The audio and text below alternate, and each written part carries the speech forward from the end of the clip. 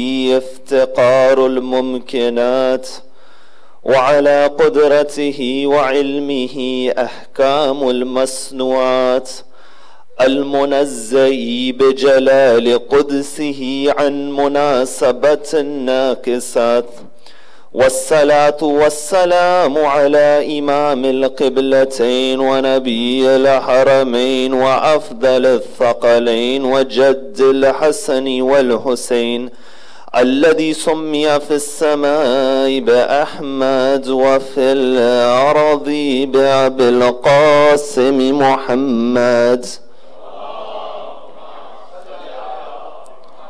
وعلى آله الطيبين الطاهرين المعصومين الصادقين، والذين ذهب الله عنهم الرجس وطهرهم تطهيرا.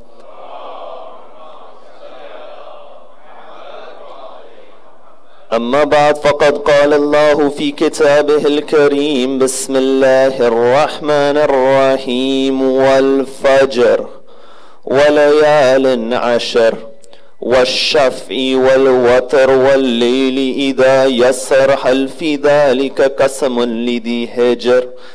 ألم تر كيف فعل ربك بعاد، إرم ذات العماد، التي لم يخلق مثلها في البلاد، وثمود الذين جابوا آل محمد.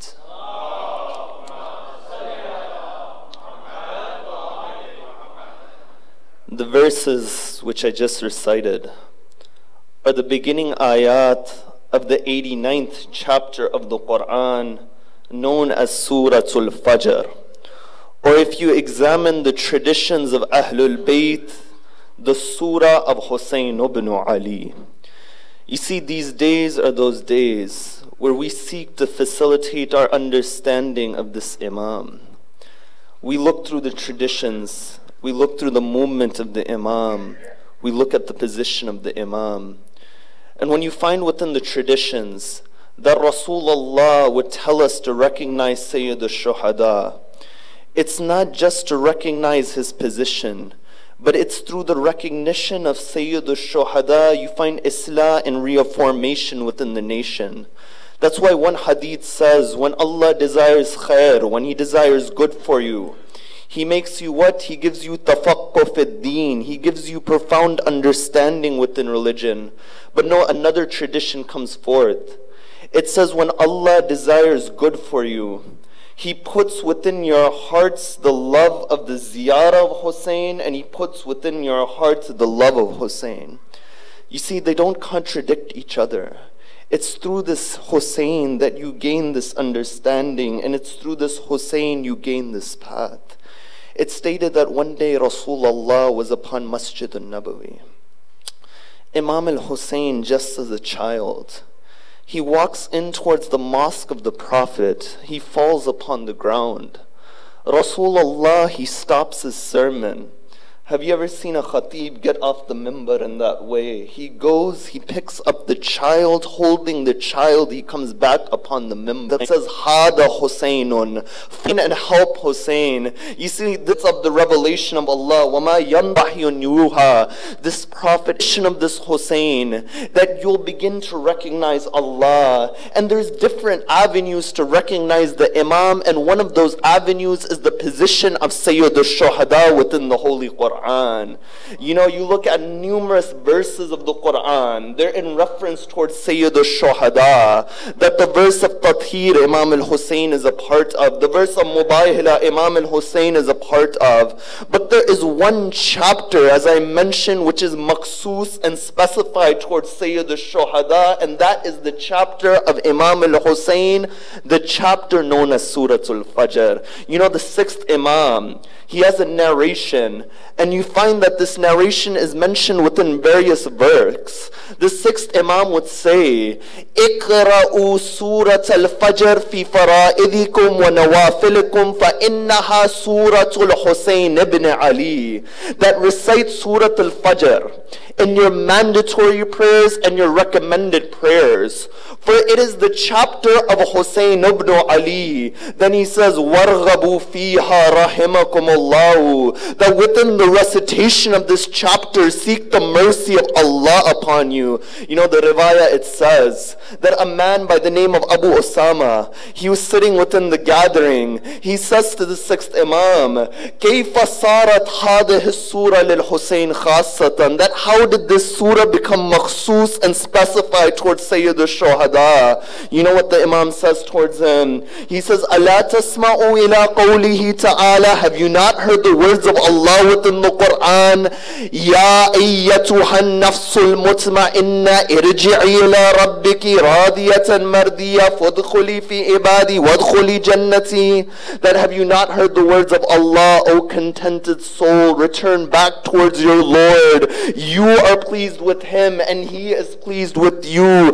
Enter amongst my servants and enter amongst my paradise. It is revealed, Fil Hussein wa shi'ati min Ali Muhammad, that this chapter is also for Hussein and the followers of Ali Muhammad. Then it says, Man admana qira'at al-fajr, that the one who holds on to the recitation of Surah al-Fajr, that he will be with Hussein upon the day of judgment with that status Sayyid al-Shuhada has been given. You see, when the narration is this lengthy and the narration mentions this type of connection with the Imam in Surah al-Fajr, there must be various maqamat and positions within this chapter that Imam al-Hussein is referred to, and we can find that connection between the two.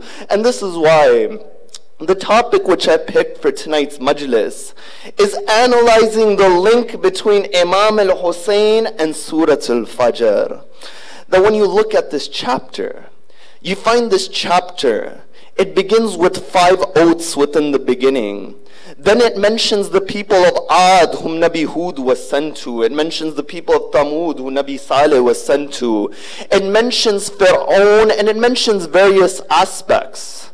But you find, in order to understand this chapter, and in order to understand the link of Sayyid al-Shuhada with this chapter, you have to understand, why does Allah take an oath and a qasam within the Quran? As in this chapter, when it begins with 5 aqsam, when it begins with 5 oaths, you find there must be a value of the oaths within the Quran. And the reality is that when Allah takes an oath, it's very different from when we take an oath. That if I say towards you, I swear by something, it's for one of 2 reasons. Either I want you to believe me because I myself am unreliable and I'm swearing so that you believe me, or I am saying something which is way above me. That if I told you today that I met with oath, one of the reasons the oath is that Allah is saying, O human being, reflect upon the object upon which I am taking an oath. That when Allah says, وَالتِّينِ وَالزَّيْتُونَ, O human being, reflect upon this. When Allah says, وَالْعَادِيَاتِ ذَبْحًا فَالْمُورِيَاتِ قَدْحًا, when Allah says by the horse, and when it breeds, and when it strikes upon the ground and the sparks come in, that upon the day of Datul Salasil, when Amir al-Mu'mineen gets upon the horse, and Allah swears upon the horse of Ali ibn Abi Talib, it's upon mankind to reflect upon its realities. And you find in the same way, there are 5 oaths which begin within this chapter, and the first of them is Wal Fajr. You know, within the Arabic language, that what does Fajr mean? Fajr means in Arabic to break something apart, for something to be cleaved apart. The reason the time of Fajr is called Salatul Fajr is called Fajr, it's because it's stated, لِأَنَّ نُورَهُ يَشُقُّ ظُلْمَةَ اللَّيْلِ, because the light is breaking apart the darkness of the nighttime. You know, when the Mufassirin, they came forth and they gave the interpretation of Surah Al-Fajr, from the first level they said, when it says Wal Fajr, from the first level, Allah is swearing upon the time of Fajr and the Salat of Fajr. that the Salat of Fajr, the Quran it says, Inna Quran al-Fajr kana mashhuda, that the recitation of Fajr is witnessed by whom? The angels.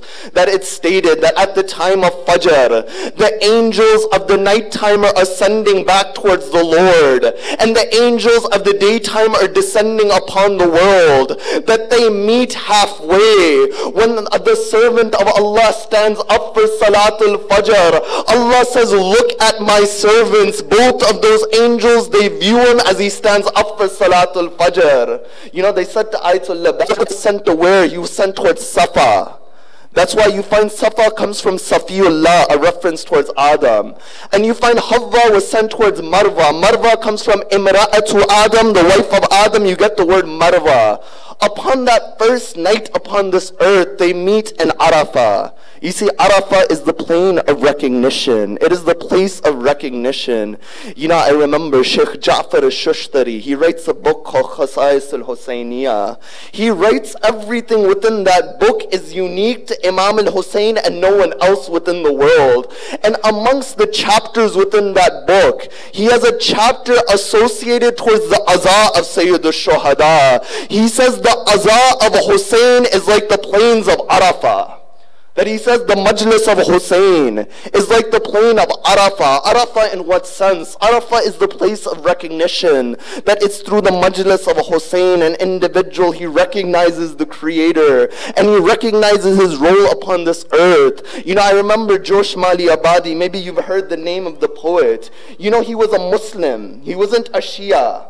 But then for 10-15 years within his life, he becomes an atheist, then he becomes a Shia. They say towards him, you are Muslim. Then you become an atheist.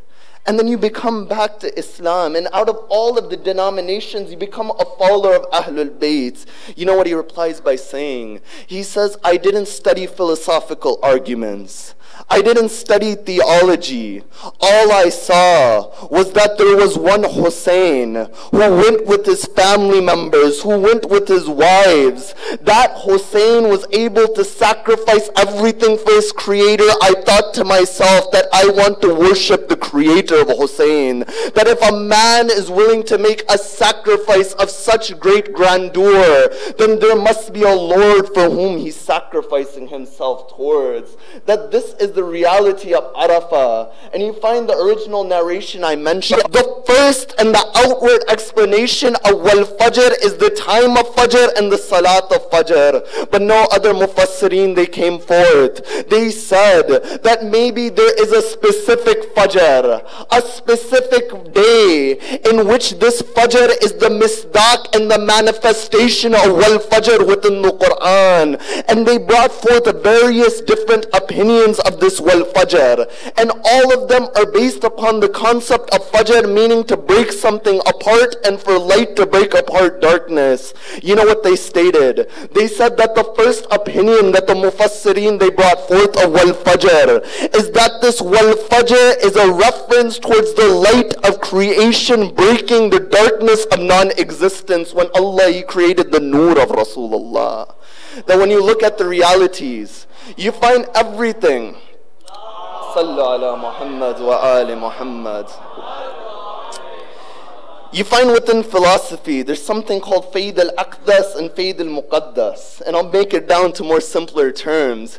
You find everything in reality goes through two stages. One is a predeterminate stage and the other is a determinate stage. And I'll give you examples. When you look at a seed, you find the plant hasn't formed. This is the predeterminate stage. But the moment the tree it comes out, the plant it forms, you have the determinate stage. You find in the same way the embryo, when it's growing within the womb, you find it's in the predeterminate stage. But when that human being is formed, it's in the determinate stage.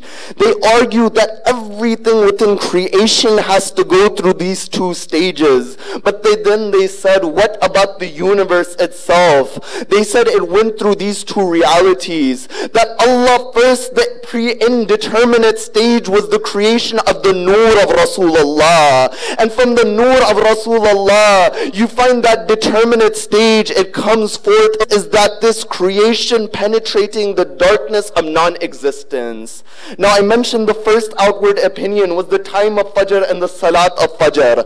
Another opinion, and multiple opinions can be derived from the verses of the Quran, because of the verses of the Quran have layers, was the creation of the light of the Prophet. No, the third opinion which was brought forth by the Mufassirin when it says Wal Fajr, it meant that the light of the open announcement of the Prophet or of Rasulullah penetrated through the darkness of kufr. That at this time, the light of Tawheed began to penetrate through the darkness of kufr. This is why the Quran, it says, لَقَدْ مَنَّ اللَّهُ عَلَى الْمُؤْمِنِينَ إِذْ بَعَثَ فِيهِمْ رَسُولًا مِّنْ أَنفُسِهِمْ يَتْلُو عَلَيْهِمْ آيَاتِهِ وَيُزَكِّيهِمْ وَيُعَلِّمُهُمُ الْكِتَابَ وَالْحِكْمَةَ وَإِنْ كَانُوا مِنْ قَبْلُ لَفِي ضَلَالٍ مُبِينٍ. Look at the words of the Quran. The Quran says Allah has bestowed a favor upon the believers. You know, at that time, many began to say that what would happen if we didn't become Muslim? What would happen if we didn't bring Islam? Allah replies to them by saying, don't say this. Say what would happen if Rasulullah was not sent towards you. لَقَدْ مَنَّ اللَّهُ عَلَى الْمُؤْمِنِينَ إِذْ بَعَثَ فِيهِمْ رَسُولًا مِّنْ أَنفُسِهِمْ. That Allah bestowed a blessing upon the believers when He sent a prophet from amongst them. In the same way, many of us today, they would say, you find people, they say, that what would happen if I didn't hold this majlis? What would happen if I didn't contribute towards the center and the majlis of Hussein? No, this isn't the viewpoint. The proper viewpoint is that what would happen to us if the majlis of Hussein was then there? That what would happen to us, sometimes it takes a change in perspective to understand the value and the reality of an entity. It means for a person to penetrate towards the internal realities. Inna salata tanha an decencies, but I still go towards them. I still go towards the same habits. You find it's because we haven't penetrated towards the internal reality of the act. We perform the act on the outward to get that checkbox over there, but the attention isn't there. And you find those companions of Sayyid al-Shuhada, they would be able to see the internal realities. That's why the sixth Imam, when he speaks about Aba Fadl Abbas, he says, Inna Ammi al-Abbas, my uncle Abbas had nafid al-basira, that, to see things properly, bahlul. He doesn't wear his abba. He doesn't wear that clothing which brings him prestige. They don't give him any attention. Bahlul, he's sitting there, he's waiting that maybe someone will say salam, maybe somebody will serve him. He ends up leaving. After that, he comes back, he wears his abba, he puts on his turban, he wears the clothing. At that point when he comes, they say salam Bahlul, you've come towards the gathering. They come towards him. You know what Bahlul does? He takes off his amama, he takes off his cloak, he puts it in front of them. They say, what are you doing? What is this? He said, you didn't invite me, you invited this clothing. For when I came before, you didn't pay any attention towards me. Now because of this clothing, you're paying attention towards me. He teaches him a lesson. That you individuals, you only look at the vision, the appearance of a person, but you don't look at the heart of the individual. That oftentimes when we see people by appearances, we judge them based upon their appearances. But I tell you, when you look in history, the followers of the prophets were often the downtrodden of the society. Even in this surah it says, هَلْ فِي ذَلِكَ قَسَمٌ لِذِي حِجْرٍ. In that, is there an oath for those who possess intellect? You'll ask me the question, that within Arabic, you're accustomed to the word aql to mean intellect. Over here, hijr means intellect. That what is the difference between aql and hijr? You find one is positive in bringing one back, one has a negative attribute. Thubutiyya and salbiya, as we say. You find the word aql comes from the word iqal. In that time period, they didn't have cars that you can go towards park and it'll stay in one place. They rode upon camels. So what they would do is when they went towards a place, They would get a rope, they would tie it upon the knee of a camel so their camel, it doesn't wander off. In Arabic, that rope would be called iqal. From that you get the word aql and intellect. In the same way, when a human being, he begins to wander off, you find it is the aql that pulls him back. You find in the same way, another word for aql is hijr. You find hijr, it comes from the Arabic word hajara. That is the root of hijr. It means to prevent. That's why a room in Arabic, and even in Urdu and Farsi sometimes, they call it hujra. Why is a room called hujra? It comes from the word which means to prevent. It's because a person is prevented from entering the room until he has permission to enter the room. You find in the same way, aql is called hijr. That aql is that entity that doesn't allow evil and ignorance to enter unless aql it allows it to enter. Now you ask the question that what is the reality of aql? You know, oftentimes we think that knowledge is only found through reading books. But you find the reality of ilm, as I said, that it is the light of knowledge penetrating through the darkness of ignorance. A number of traditions, when they describe ilm as a nur, as a light. You find a man, a 94-year-old man by the name to the door of Imam as-Sadiq. He says, now teach me. The Imam says, what's your name? He says, my title is Aba Abdullah. The Imam says, may Allah give you tawfiq to stand upon that title of being the servant of Allah. You know what he says towards him after that? He says, Ya Aba Abdullah, laysa al-ilmu bit-ta'allum, innama huwa nurun yuqa'u fi kalbi man yuridu Allahu tabarak wa ta'ala an yahdiyahu. He says that knowledge isn't gained through learning. It is a nur which Allah, He places in the hearts of the one whom He wants to guide. Then after that the Imam says, Fatlub awwalan fi nafsika haqiqat al-ubudiyya. That number one, observe within yourself and find within yourself the reality of worship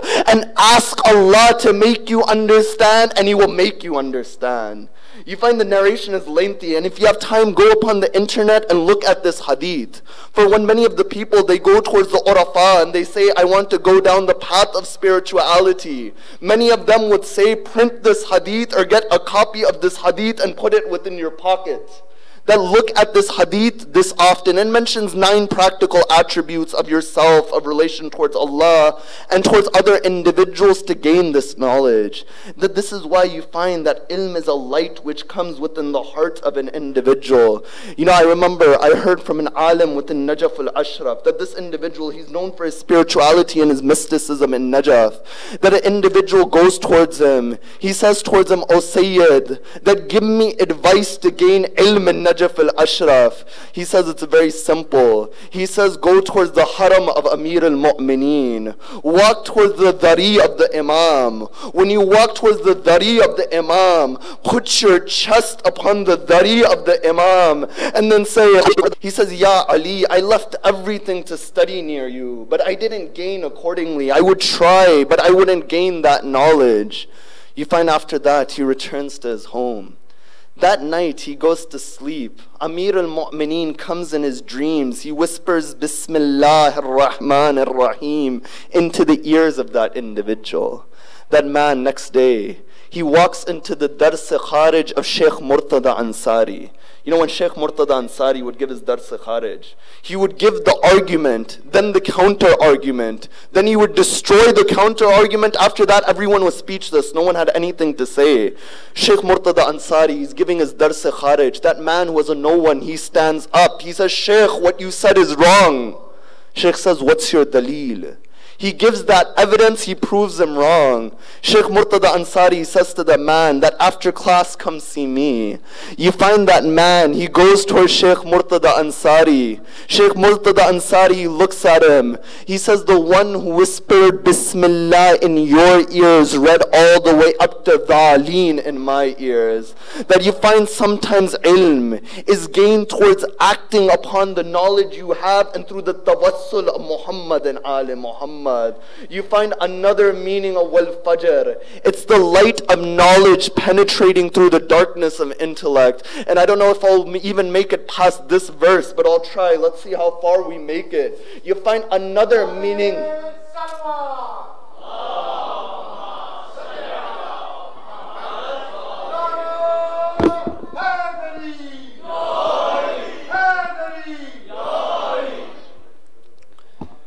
One more salawat ala Muhammad wa ali Muhammad. Jazakumullah.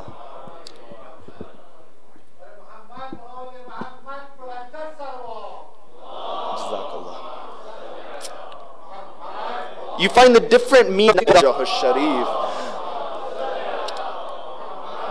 You find the narration, it states that one of the hadith they state of the Imam that you find within Al-Amthal, it states that when Allah says wal fajr, he's swearing upon Imam al-Zaman. When he says wal layalin ashar, he's swearing upon those 10 Imams. When he says wal shafi wal watar, this is a reference towards Amir al-Mu'mineen and Fatimatu Zahra. When he says wal watar, this is a reference towards the dhat and the essence of Allah himself. That this is that reality. And in the same way, when you look at Fajr within the books of fiqh, you have two types of Fajr. You have Fajr al-Qadib and Fajr al-Sadiq. You have the false Fajr and the true Fajr. That when you look at the eastern horizon, you'll see a vertical band come up first, that you find this is the false Fajr. But when that vertical band becomes horizontal, you have the true Fajr. In the same way, before that Fajr al-Sadiq, before that true uprising of the Imam of the time, you'll find that many false uprisings, they'll come forth.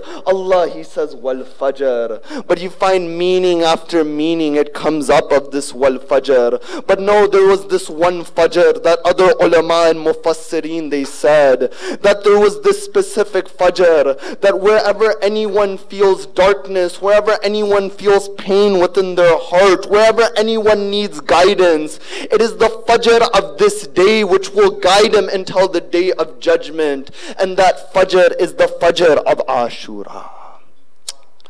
I said the topic is Hussein and Surah Al-Fajr. That first connection is this, is that one of those opinions of Wal Fajr is the Fajr of Ashura. It's that day of Ashura, as we say in Ziyaratul Arba'een about Imam al-Hussein. وَبَدَلَ مُحْجَتَكَ فِيقَ لِيَسْتَنْقِدَ عِبَادَكَ مِنَ الْجَحَالَةِ وَهِيرَةِ الدَّلَالَةِ. That, O Hussein, you sacrificed. The Imam, he stood up against it. The only goal of the Imam would mean that the Imam was unsuccessful in his goal. If the Imam's goal was to eradicate oppression, you find it would be eradicated until the day of judgment. But no, standing up against an oppressor was only one facet of the movement. You find the reality of Karbala is that it represents the movement of the soul of a human being. That wherever the soul is faced with ignorance, wherever the soul is faced with trial, it is through Hussein an individual gaining strength. That's why Ayatollah Bahjat, when he was asked that how do I gain irfan and spirituality, he said there are two places to gain spirituality. Either you gain it in the majlis of Hussein, or you gain it in the haram of Sayyid al-Shuhada. And he says when you can't go to the haram of Hussein, the majlis of Hussein is the extension of the shrine of the Imam. That when you can't go towards that shrine, come to the majlis of the Imam. And you know what you find that Sheikh Ja'far Shushtari, he would say when you come to the majlis of Hussein, that person ka'annahu tahta qubbatil Hussein, it's as if that person is under the qubba in the dome of Sayyid al-Shuhada. That this is the reality of the majlis of the Imam. In the way your du'as are mustajab under the qubba of Hussein. When you have any hajat, when you have any du'as that aren't being accepted, when the majlis of Hussein, it comes and the tears, they begin to fall. At that moment, ask for your hajat, for Allah has put that shafaat even in the majlis of Sayyid al-Shuhada. You find this is the reality, the different meanings of Wal Fajr. Then after that, Allah says, Walayalin Ashar, that upon the 10 nights, that what are these 10 nights? The Mufassirin, they brought forth two opinions. The first group said it was the first 10 days of Dhul Hijjah. The second group said it was the first 10 days of Muharram, which are related towards Sayyid al-Shuhada. That this is the second connection between the Imam and towards the even and the odd numbers. For this hisab and this accounting we have is a blessing of Allah. If we didn't have these numbers, where would we be? A second opinion is that when it says by the evens, this is a reference towards the creation. For everything within the creation, there is a similitude, that they are created in pairs. When it says wal watar, it's by Allah. Allah is the one whom there is none like. Laysa kamithlihi shay. As when Amir al-Mu'mineen, upon the day of Siffin, a man comes to Ali, he says, Ya Ali, what is Tawheed? You find Amir al-Mu'mineen upon that day in a lengthy narration, he replies, when you say Allah is one, you're not saying that He's one in the sense of that He's not two. That it's not a numerical one. When you say Allah is one, what this means is there is nothing like Allah, nor can anything like Allah be conceived. That oftentimes when we say Allah is one, we think numerically. Amir al-Mu'mineen upon that day of Siffin, when that munafiq, he wanted Ali to give him a lengthy 1 hour answer, Amir al-Mu'mineen summarized it in very few words. That this is what a hakim and a wise individual does, is that an alim, he expands knowledge, but a hakim can take that knowledge, he can put it in a drop and he can give it towards you. That's why Rasulullah would say that us Ahlul Bayt, that us, we have been given u'titu jawami al-kalim, we have been given those substantive words, that each of our words, if you wanted to expand them, an entire encyclopedia can be written upon one sentence of ours. And if you want to contract all of those words, it becomes one sentence. This is that reality. وَالْفَجْرِ وَلَيَالٍ عَشْرٍ وَالشَّفْءِ وَالْوَتْرِ. This was another opinion, but no, another opinion it said, when it says by the evens, that this is Amir al-Mu'mineen and Zahra once again, and when it says wal-watr, this is a reference to this is the movement of night in relation towards night. That Allah, He's showing an ethical lesson that, O human being, that there may come times within your life that there is darkness. The darkness of trials, the darkness of confusion, of not having that proper iman. But this isn't negative with the condition that it's moving towards light. The moment doubt becomes stagnant, you find it's negative because you're not progressing. But you find when doubt is followed by iman and belief and it leads you to move forward, you find that doubt is positive. After all, not all of us are like Amir al-Mu'mineen, who can say lo kushif al-ghita mazdattu yaqina, that if all of the veils are removed, my iman, my certainty, it won't increase any bit. You find this is that reality Allah swears within the Quran. Then after that He says, alam tara kayfa fa'ala rabbuka bi'ad. Have you not seen what Allah did with the people of Ad? That who are the people of Ad? They are those people whom Nabi Hud was sent to. You know, oftentimes we hear these stories within the Quran. We don't connect with the stories. But if I told you that the story of Ad was about a group of people who would build the most technologically advanced city on top of the mountains of Yemen, and it was about a group of people that despite their advancement in technology, you find a decay in morality, when I phrase it like this, many of you will say that this story, it relates. You find each of these stories within the Quran have a relation for guidance until the day of judgment. But it's up to us to make those connections. Allah, He says, Alam tara kayfa fa'ala rabbuka bi'ad Irama datil imad. They made the city of Iram, the city of pillars, that they would have these homes upon the mountains with the pillars. Then after that He says, Wa thamud alladina jabu sakhra bil bawad. And the people of to preach to those people, and he preaches and preaches until the end of his life, but you find they don't believe. At one point, Nabi Saleh, he says, Oh Allah, that I'm tired of these people. Allah says that go towards them and ask them to make a request towards me, and you make a request towards their idols. Whoever is accepted, you find that they are upon haqq, and it will make that evidence clear. You find he goes towards the people, they accept the condition. When they accept the condition, Nabi Saleh says, should I pray towards my Lord first, or should you pray towards your idols? You find they say, say we'll pray towards our idols. They spend 3 days praying towards the idols. They put dust upon themselves. They put blood upon the idols. What they asked for, it wasn't accepted. At that point, Nabi Saleh says, how long will you keep asking for? Why don't you ask my Lord, the one who accepts? You find they select 70 individuals. 70 of them go towards Saleh. You find Saleh says, what do you want to ask for? They say, we want to ask for a pregnant she-camel to come from the mountain. At that moment, Saleh, he raises his hands. You find the mountain, it breaks. The camel, it comes out. You know, when the camel, it comes out, they say towards Saleh, oh Saleh, we ask for a pregnant she-camel. At that moment, you find the camel, it gives birth towards a baby camel. You know, the Quran, it says, Saleh, he says to the people, he says, Ya qawmi, hadihi naqatullahi lakum ayatan. That this camel of Allah is a sign towards you. That even this camel became a sign of Allah. You find the ones who destroy the signs of Allah, their position is very low. That's why Rasulullah has a hadith where he says the worst of the killers of the ancient is the killer of the she-camel of Saleh, and the worst of the killers were being destroyed. They selected one man from the 9 by the name of Qudam to kill the she-camel. Amir al-Mu'mineen says in Nahj al-Balagha that it's because of 9 individuals Allah brings a punishment upon that people. But why bring it upon all of them? Because the other people, they did not do amar bil ma'ruf, that they didn't promote good and preach against the evil.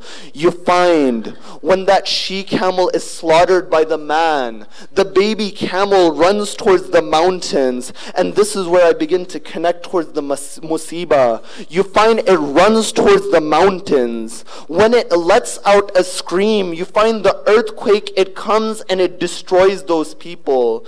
You know, sometimes Allah, He brings down the biggest of nations with the smallest of objects.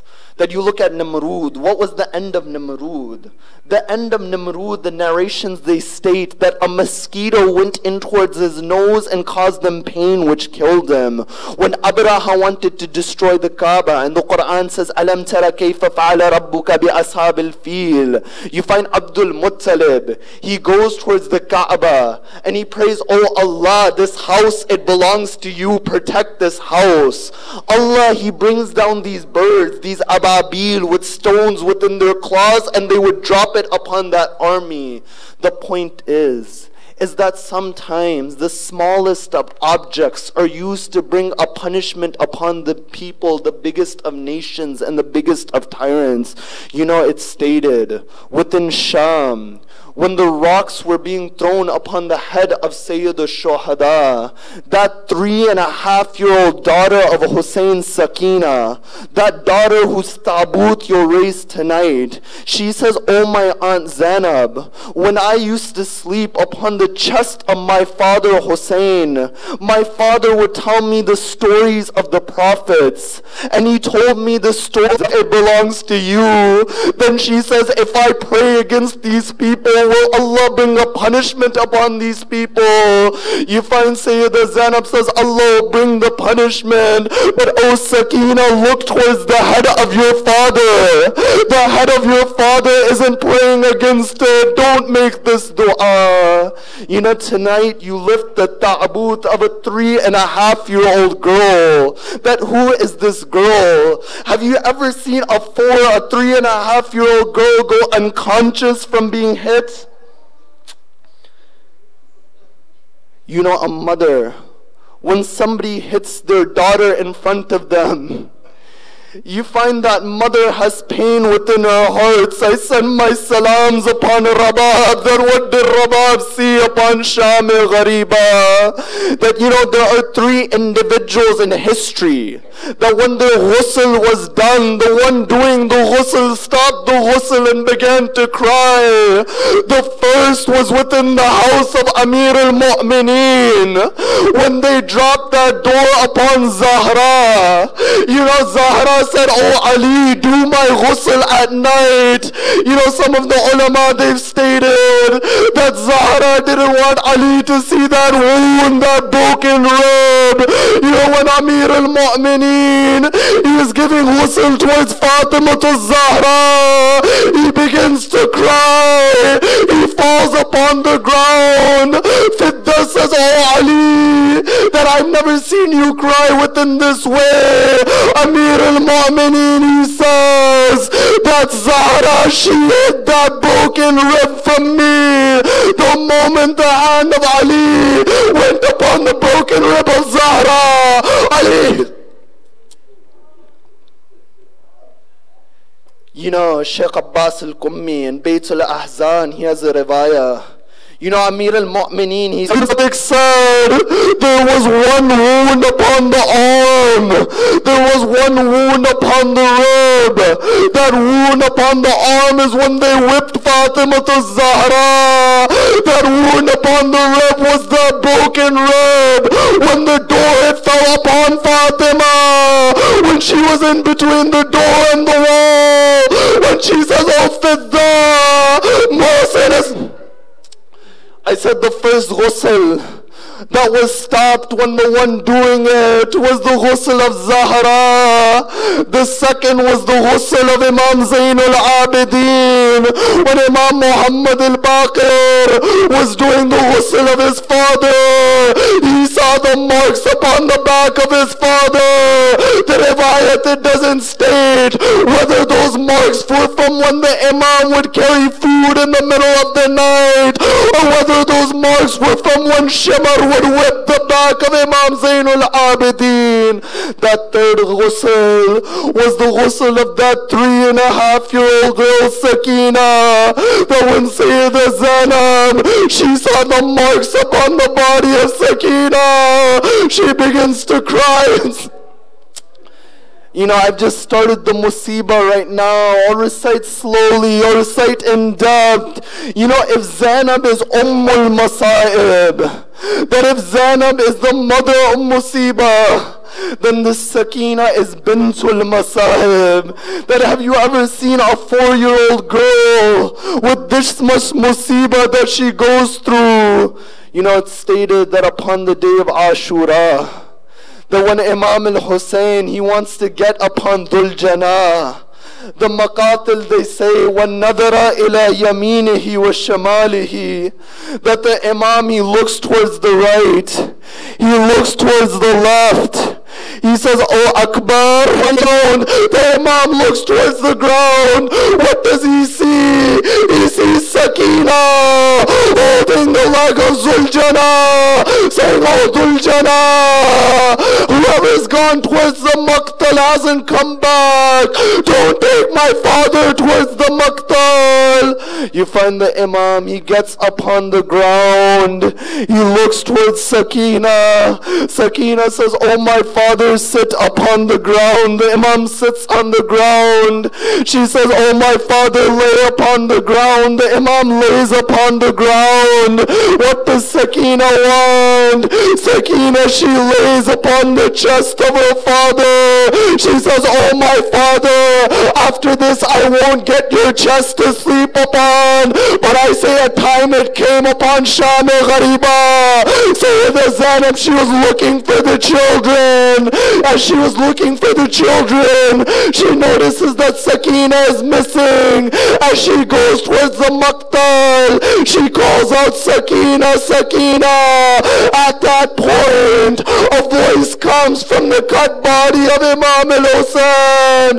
It says, oh Zainab, speak quietly, for my Sakina is sleeping upon my chest. You know, they say, oh Zainab, say the Zainab, she says, oh Sakina, either you recognize someone through the clothes, or you recognize it through the head. The head of your father was cut.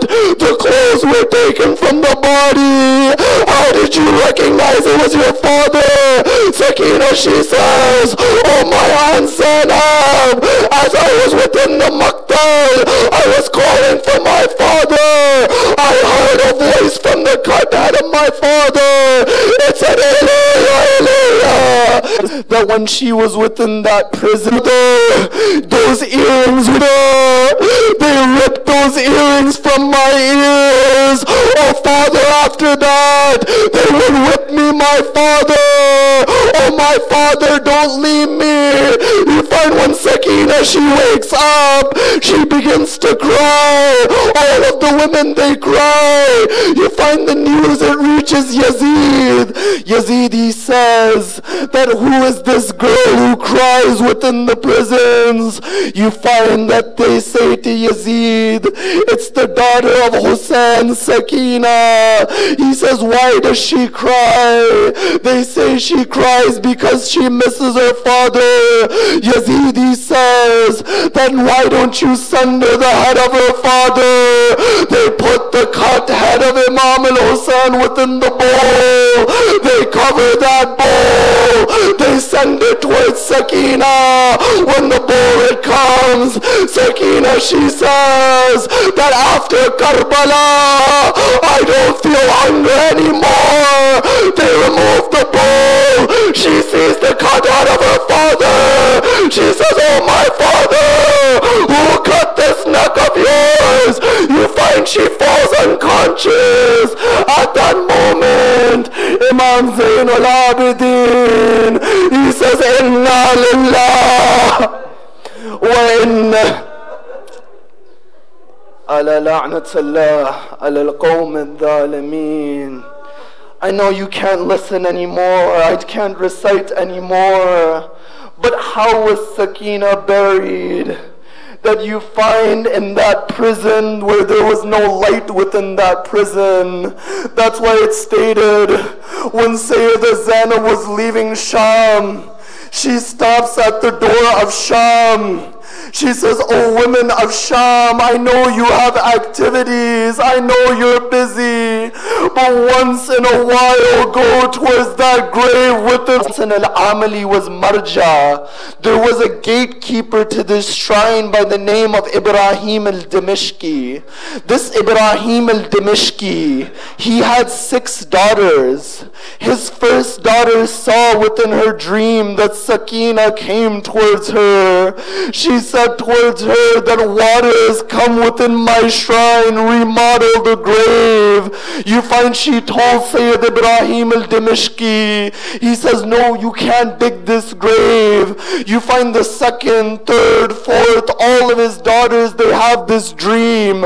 After that, he goes towards Sayyid Mohsin al-Amali. Sayyid Mohsin al-Amali, he says, it is my fatwa that you remodel the grave, that you redig that grave, for this dream is a true dream. You find when they go towards the grave of Sakina, Sayyid Ibrahim al-Dimishki, he says, everyone who is not a Sayyid, step back, for this is the daughter of Sayyid al-Shuhada. Sayyid Ibrahim al-Dimishki, he goes into the grave. When he comes back out, he falls unconscious. They say, oh Ibrahim al-Dimishki, why do you cry in this way? He says, I cry because of how madloom my Imam was. He didn't even have a kafan to give towards his sister, that he buried his sister within that shirt. Ya Hussein.